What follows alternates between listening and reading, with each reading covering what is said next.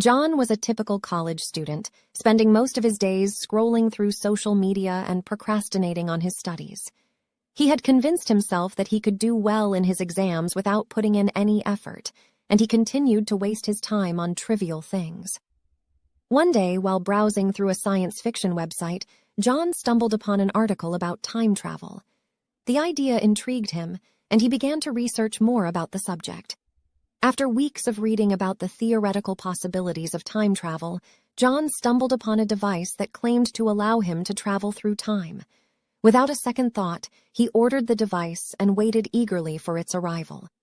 When the device finally arrived, John wasted no time in testing it out.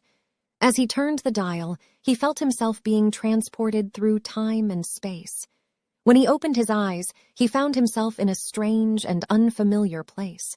It took John a moment to realize that he had traveled to the future, a time when the consequences of his wasted time had caught up with him. He saw himself as an old man, living a lonely and unfulfilled life, with regrets about not studying when he had the chance.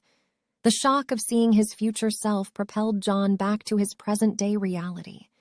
He was now more determined than ever to make the most of his time and start studying. He realized that time was a precious commodity that could never be recovered once lost. John went on to work hard, putting in long hours of study and preparing for his exams. When the results were announced, John was delighted to find that he had aced his exams. He knew that he had made the right choice and that the time traveler had given him a second chance at life. From that day forward, John dedicated himself to his studies, and he continued to do so for the rest of his life. The time traveler had taught him a valuable lesson, and John was grateful for the opportunity to learn it before it was too late.